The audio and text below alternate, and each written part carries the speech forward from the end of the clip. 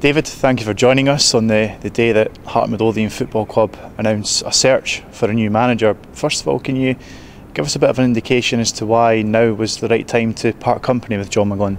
Yeah, I think first of all we would like to thank John for his service with the club over the last 10 months.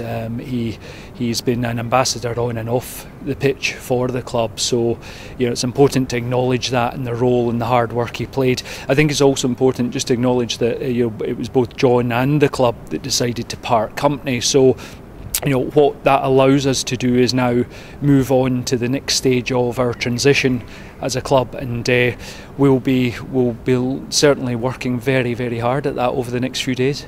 Transitional period is a phase that's been used quite a lot this season, but I guess there's a balance to be struck between transition period and remaining competitive on the pitch. That's right, there is, and I think what we have at our disposal and to our benefit is we have some very, very talented young players, and indeed John played his role more than most in bringing those young players through into the first team, appearing as first team regulars. However, we shouldn't also forget that there are senior professionals at this club, they also have a role and a responsibility at the club, and the secret will be is to merge and blend those senior players, experienced players, with the young players to establish a successful team, and a team with a winning mentality. Well, ultimately football is a results driven business, and 11th place in the SPL is not where Midlothian Football Club want to or expect to be. That's right, even allowing for the transitional phase we're going through, there's no team that hasn't been affected by budget cuts, injuries, what have you. So we have to remain realistic, and also have to deal with the SPL as it is now.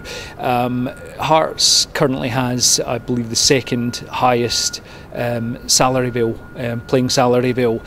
We should be performing much better than we are, and for Hearts to be sitting 11th place, well, I'll use John's word, the results don't lie. The club now begins its search for a new manager, and supporters will probably be looking at two key points: who and when. If we focus on the first point, David, will the net be cast far and wide for a replacement? It will, yes, and we don't want to categorise anything in terms of who that manager might be, where they might be, whether they'll be with a club or not with a club, what nationality they might be or otherwise, or we don't also want to box ourselves in terms of timescale. We're very, very aware that there are some important games coming up, but we're assured by Gary Locke and certainly Darren that we're in safe hands, certainly for the immediate future, with both those chaps. They took the first training session this morning. They'll carry on taking training sessions through to the Motherwell game and maybe even beyond, but we will not rush the job of appointing a new manager. It's absolutely crucial we get it right. You look at the club winning the Scottish Cup last year, the recent European adventures down south and abroad, getting to back-to-back cup finals. This is a club that has so much to offer, isn't it?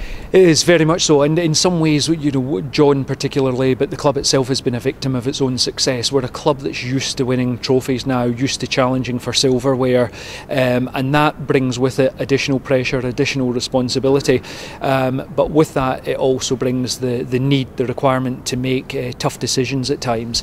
But we're confident that we can regain the high ground. We're confident that Midlothian can work towards where it should be, towards the top of the table. But every single person, every single employee, every single player, every single coach must work at that. There can't be anyone that we carry at this stage. We must all get together, work together for a common purpose, and I used the expression before, we must re-engage the winning mentality. This club is used to winning, and we will continue to strive and do everything we can to continue in that winning philosophy. The supporters, the staff, the players of Midlothian Football Club, they demand success, like you quite rightly say, and rest assured you'll be looking for someone who can deliver exactly that. That's right, yeah, and I say we're realistic, but we would also look for candidates to be quite aware of the size of the club, the scale of the club. It's been well reported that more fans greeted the Scottish Cup back in May to Edinburgh than greeted the Champions League trophy with Chelsea in London. So we've got this core support that's extremely valuable to us. We want to keep them on side, and we want to deliver for them. And potential candidates will be and should be fully aware of the scale of the job they're taking on and the size and also the importance of Heart Midlothian Football Club to so many people. David, thank you for joining us. That's a pleasure, Phil.